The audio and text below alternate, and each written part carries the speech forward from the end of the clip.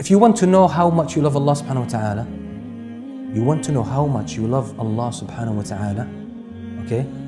Take this example. And that's a friend of mine as well who studied in Germany for about 8 years. His mother could not read or write. She was illiterate. At that time, there was no internet, there were no mobile phones. The only way of communication was sending letters. He would send a letter every month, one letter every month. His mother could not read or write. When she got the first letter, she went to her neighbor, her friend. She asked her to read the letter for her. She read the letter and she was in tears. That's his son.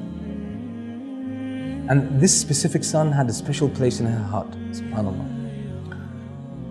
Second month, she did the same thing.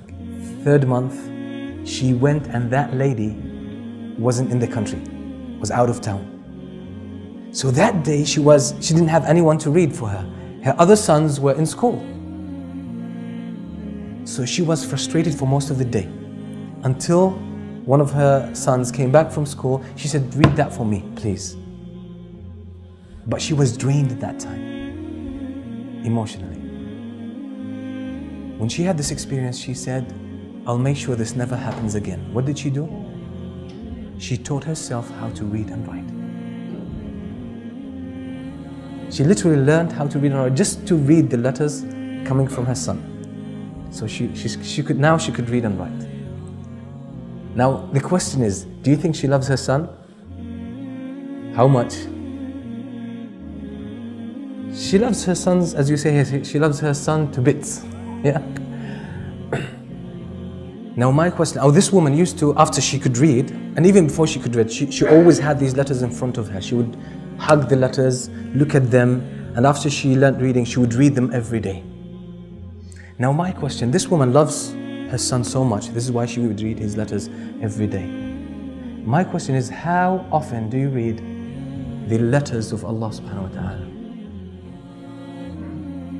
How often do you read the book of Allah? When last did you read the Quran? How often do you do it? Do you feel the attachment as you read the Quran? That's the question. Now you putting your feelings to the test. A lot of, many times we like to, be in favor of ourselves, not face the reality. But with a lot of analogy, we'll be shocked at what we do.